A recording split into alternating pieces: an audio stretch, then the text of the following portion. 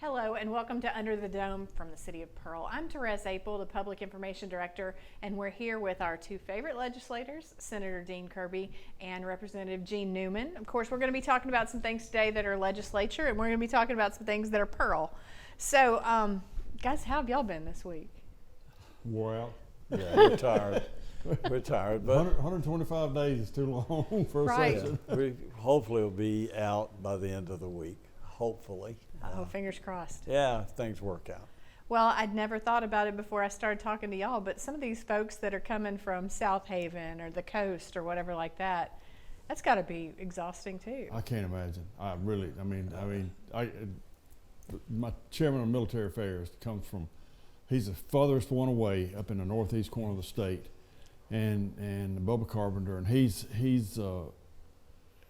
very dedicated. He's always here. He's always doing what he's supposed to be doing, but that's a long drive back and forth up there. And then he has a yard maintenance business he tries to take care of from down here, getting people to work for him up there and doing all that. And I know attorneys that Chairman Kevin Horan runs back and forth to cases. One day, one morning he's in Starkville in a trial, and the next morning he's someplace else, and then he's still trying to get down here to take care of his business. And I don't know how they do it. I don't know how they keep up with it. It's all I can do to take care of a business here in Pearl and go back and forth 9 miles across the Capitol. So Right. They have good wives or good husbands. I mean, Right. Robin Robinson, I think, who's a new senator, came from the House, from Laurel. Until just a few weeks ago, I mean, she was driving back and forth every day. I know you have Sam Mims over there that goes back and forth to Macomb every day.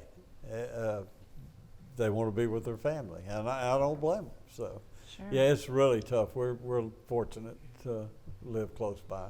Absolutely. Well, so what happened this last week that we can talk about? I mean, it seems like there was a lot that maybe doesn't get out, but you guys are busy.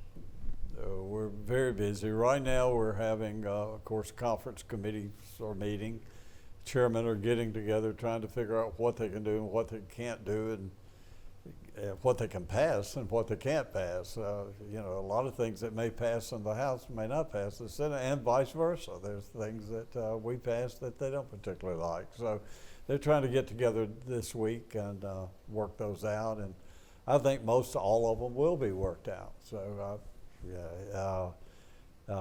we're kind of hung up. We've been hung up on 3 issues, as we've discussed here Sure. before. The PERS issue, which I think we have worked out, hopefully, and of course then Medicaid, which I think we can come to an agreement on. And then the one that we're kind of fussing over right now is education. So we're hung up on education, and it's a possibility that we won't have an education budget this week. And if so, we may go home and the governor calls back. Mm-hmm. So that's very possible. But if he calls us back in a week or two, we're going to still be right where we are. I think we need some people thinking about this for a while that are disagreeing on some things and maybe realizing and finding out more about what they're doing. So. But yeah, hopefully we'll be out this weekend. I hope so, anyway. Yeah. the hard part about that budget with the education thing is you got like Pearl schools that need to contract teachers. They don't know what their budget is. If they don't know what's going on, it's hard to get contracts to those teachers and get that done. We have to have a budget in place by July the 1st. So if we don't agree and we do wind up leaving without the budget and the governor has to call us back, we don't have that much time because he's got to get the budget in place before July the 1st. Well, and you don't think about it with teachers. I mean, but having been a teacher, if you don't know where you're teaching next year by July 1st, you're nervous. Yeah. Real nervous. Well, you're right, because teachers sign their contracts in April, and April's over half gone. So, we need to be doing something quickly so that schools will know. But I know that the schools have all been told that they're not going to have a decrease in budget. The argument is how much of an increase they're going to have. So, as far as the Senate's concerned. And the biggest argument with the biggest difference between Inspire and and MAEP, even the changes that they've made, is still how the funds are dedicated to the schools and what determines what schools get. And that's the argument, is how how do they do that? I think a lot of the senators have looked at Inspire and said, well, we like that, but we haven't dealt with it long enough to be able to go vote on it. So we need time to understand what y'all are trying to do, and I get that. We got a speaker and education chairman that don't want to approve spending money on MAEP again, because it's so unfair to it doesn't account for the child in school. It accounts for the school and how the school's operated, and that's been the issue the whole time. So that's the argument, is how we fund that. That's what they're trying to figure out. And I understand the senator's point. They got this dumped in their lap, and it's different. It's a different way of funding things, because the funding is directed toward the child. In other words, where it's put in the classroom is what I should say.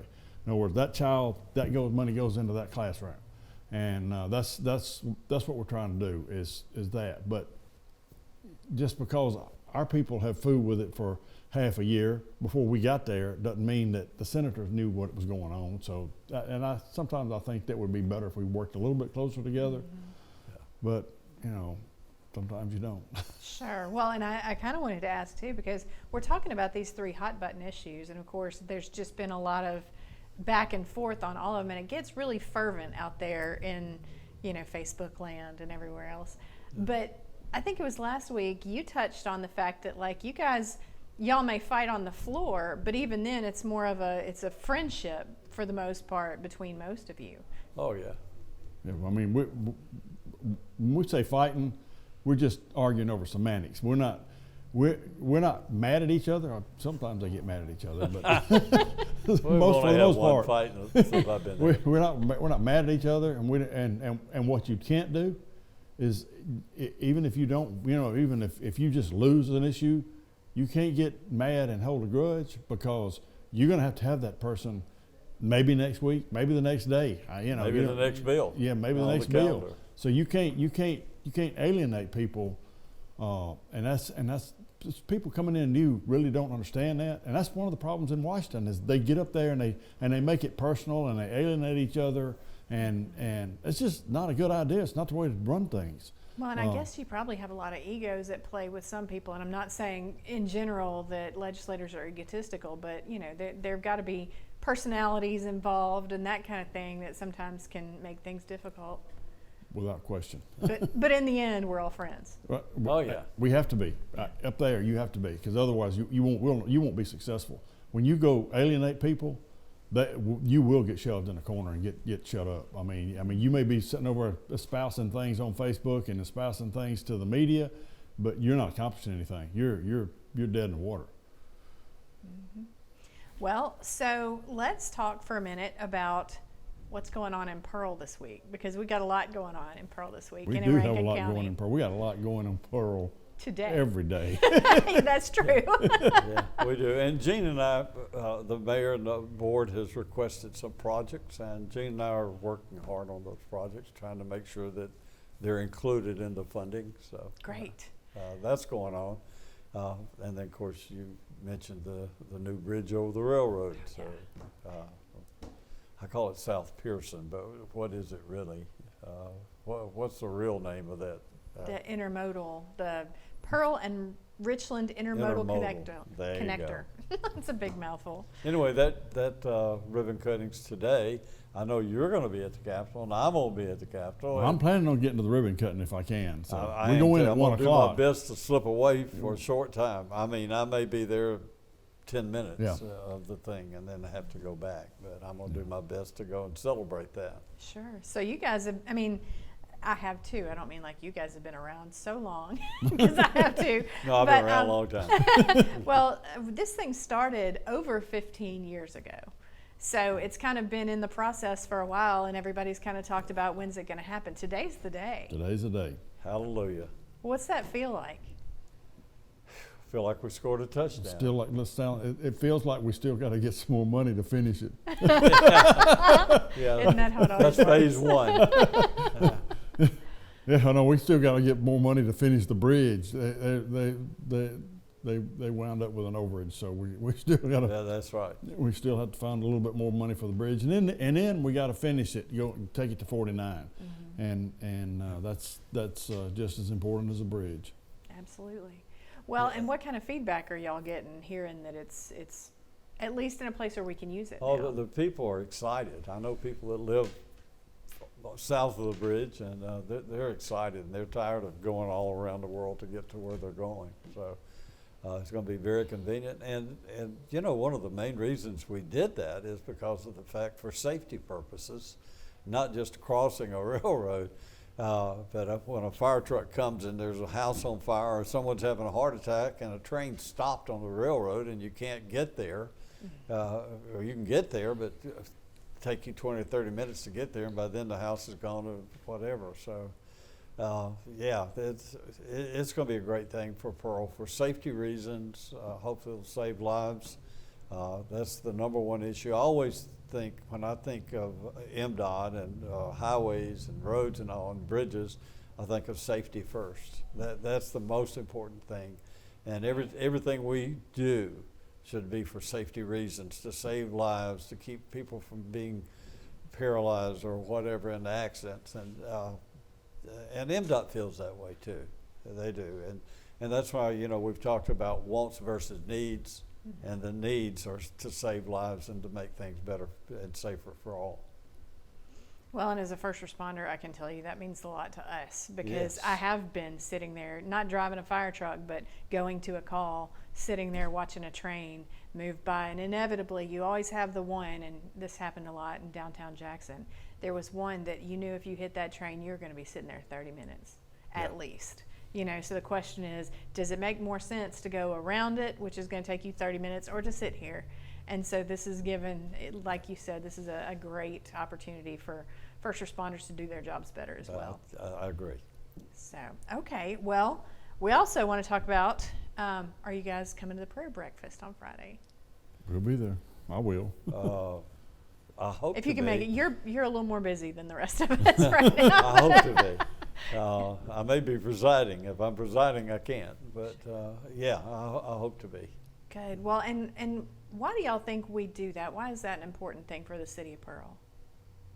Well, first and foremost, that we need to stop and thank the Lord for what He's given us in this town. I mean, that's important. We need to thank Him for the leadership that we have, that the mayor and the aldermen that they have. Yes. We need to be thankful for all the churches that we have in this town, and the ability to worship our God without being stopped. Yeah, and also we're blessed with great city employees, not just the mayor and the alderman, but we've got some really good city employees, and I think we should all sit back and thank God and thank these people for all that they do. So I think it's very important. I think you get your heart in the right place. So. Absolutely, and it means a lot to me to work for a city that has things like this, you know, where we can focus on our faith for a minute. I know there would be people that would argue that, you know, maybe that's not how we should do it, but to me it means a lot that we're still letting God guide a lot of what we do here, you know. Well, so that reminded me of something I wanted to tell y'all about, and everyone else out here, of course. This last week we had a big drill with the Mississippi Department of Health. It was to simulate a hazmat situation. So basically they simulated sarin gas being released out at the fire academy.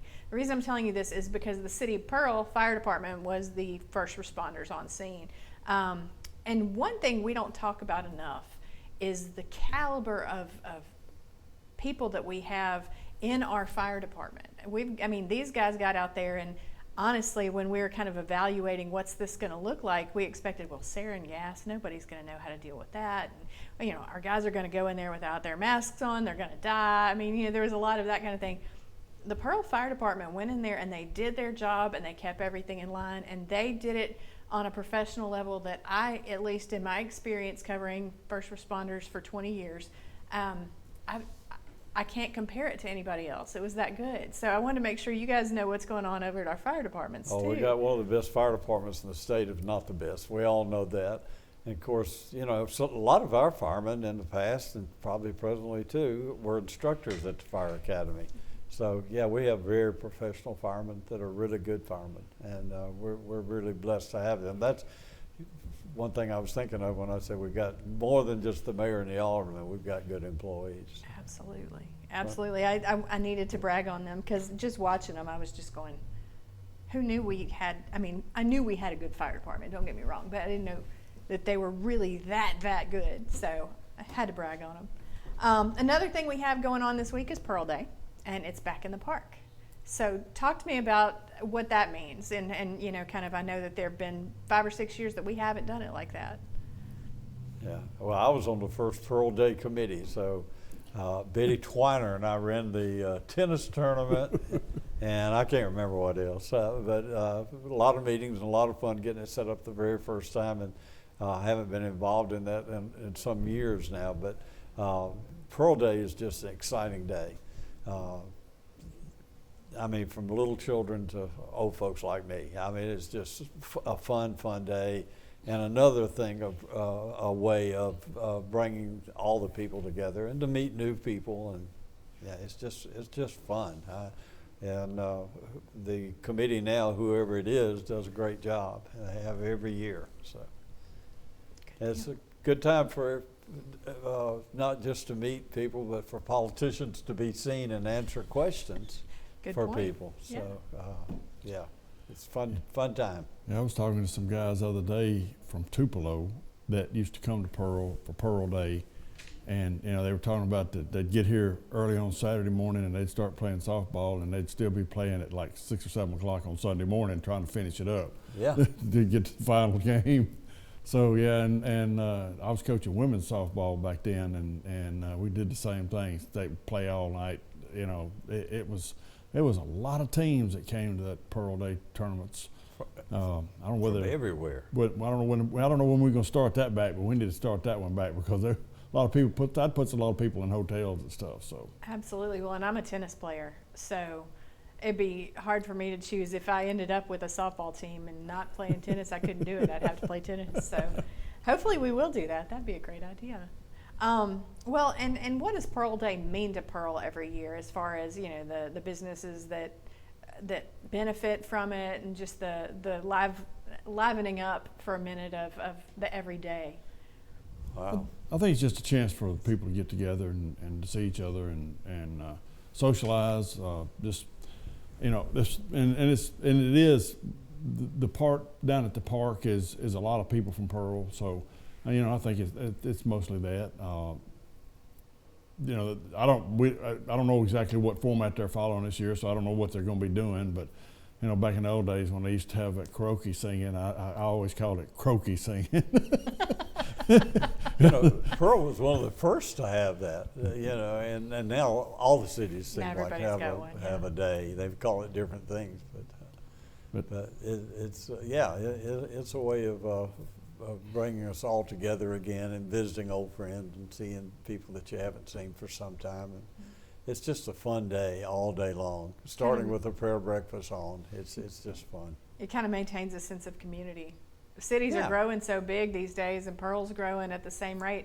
It feels like sometimes things like this remind you that, you know, your city is actually kind of an extension of your family.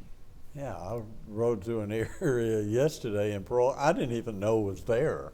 I mean, I hate to say that, but things are growing so fast.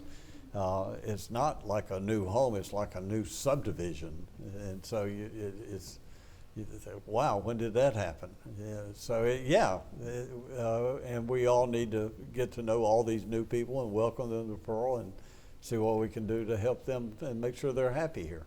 Absolutely. Well, speaking of growth, another thing, obviously, that I just wanted to get y'all's take on before we go, we've got a few new restaurants coming in, and I know that around City Hall we're really excited about it. One is the Toasted Yolk, which is like a breakfast place. Another one is Teriyaki Madness, and I'm excited about that. It sounds like stir fry or something to me. I love that stuff. And then we've got a steakhouse that's still a little ways off, but the first two will be over there on Bass Pro Drive. As the city has grown, y'all two especially have watched a lot of different businesses come and go. What makes a successful business in Pearl, a successful restaurant? Yeah, let me say this. When I first moved to Pearl in like 1961, when I first moved here, the largest industry in Pearl was a 300-pound Avon lady. And since then, we have really just ignited, and things have gone so well. To Pearl, I can't even tell you how I've never imagined all the good things. Well, the Pearl School is just wonderful. You know, the new school, I call it new school because this was the old school that I went to. But the airport, the reservoir, Hines Community College, and then of course the Trustmark Park and the shopping center, the outlet mall and Bass Pro, and all those things have just continued to grow and go and bringing in other businesses. And I think our mayor and aldermen have done a really good job of being selective on these people. You know, I'm sure there's some that want to come in to have tax incentives and other things, and it's not what they feel like should be in Pearl, then it's not going to be there. Fortunately, most everything that wants to come, we want. So, not everything, but most of the things. And so, good things, you know, people like to do business with successful people. And businesses like to be around other businesses that are successful. Why Miss Kelly Furniture, you know, I never dreamed they would do as well as they've done. They've just really helped Pearl so much, and not just tax revenue, but just in publicity. And Dean Noblin Furniture then comes in, you know, I think it was Ethan Allen or whatever, so I can't remember before Dean Noblin. But anyway, where there's one furniture store, there's another, then you see another, and then everyone, next thing you know, people want to buy furniture, they're coming to Pearl. So the same. If you want to get a good deal on something, you go to the outlet mall, you know, and there's so many stores there, and you want to have fun. Well, the first thing you should think of is the Mississippi Braves, and if you're going hunting or fishing, then you should want to go to Bass Pro. So all of these things together, I think, overall, just given Pearl such a great reputation. Pearl, when I first moved here, did not have a great reputation, let me tell you. I mean, when I went to Mississippi College and met the guy next door, who's Rodney Hunt, who's Dr. Hunt now. Anyway, Rodney went to Provine, and Pearl and Provine boys used to not get along very well. I don't know why, because some of my best friends went to Provine. I have no idea what caused that back in the early days. But anyway, when I told Rodney I went to Pearl, the first thing he said was, "I don't want to fight." I said, "Well, I don't either. What made you say that?" And he said, "Well, I thought everybody from Pearl was always fighting." I said, "Lord, no, it's not like that at all." So we've outgrown that reputation. We've outgrown a lot of things that people thought were negative about Pearl. People that I worked with in the 70s that asked me a lot of questions about Pearl and Rankin County. Well, guess where they live now? They lived in Jackson. Guess where they live now? They live in Pearl or in Rankin County. So we've overcome a lot, and we've done that through good leadership in the city and hardworking people and doing the right thing. And I think all the leadership in Pearl, they try to do the right thing. And by doing that, it's going to be rewarding, and it has been. But it's not just Pearl, it's all of Rankin County. I mean, Rankin County is, how many times, Gene, do you have people that are visiting or either lobbyists or whatever, they'll say, you know, Rankin County is the leader. Rankin County has the best legislators overall. I'm not saying we are, but overall, they have the best leadership, and Rankin County can get things done, and people want to know how we're doing things here. And that's a great place to be. It's a great place to be, and where other cities and other counties want to be like us, because we used to want to be like them. And so now, through the years, through, like I say, good leadership, in the cities and county, we've overcome that. That's probably not even anything to do with what you asked me. Oh, but no, it's great. I think you're exactly right. The only thing I'll say is that we may not fight with Provine anymore, and we don't fight, but I learned quick when I got here, we don't wear red and black. That's right. No, that's a no-no. Right. Yeah. Well, sometimes I have to because I also represent Brandon. Sometimes we have to keep warm. And, you know, of course, I went to a Brandon Pearl game a few years ago, and I sat with my friends on the Brandon side. At that particular game, there wasn't a seat on the Pearl side at a football game at Brandon. And I was looking around, and all these friends I was sitting with on the Brandon side, almost every one of them were from Pearl. I know a lot of Pearl people that's kids go to Brandon, so I Yeah, always laugh and about and that. that was because I started asking questions. Why did you go? I mean, it's not because the school's that much better. It's not because of anything like that. Why? And at that time, people were saying, "Well, I need a larger home," and I couldn't find one in Pearl. And now we're doing something about that. Now we're doing something about Absolutely. that. Good deal. Well, okay, looking at the next week, what's going on? Anything we need to know about? Hopefully, we're going to finish the bills that are in conference and come to agreements on those.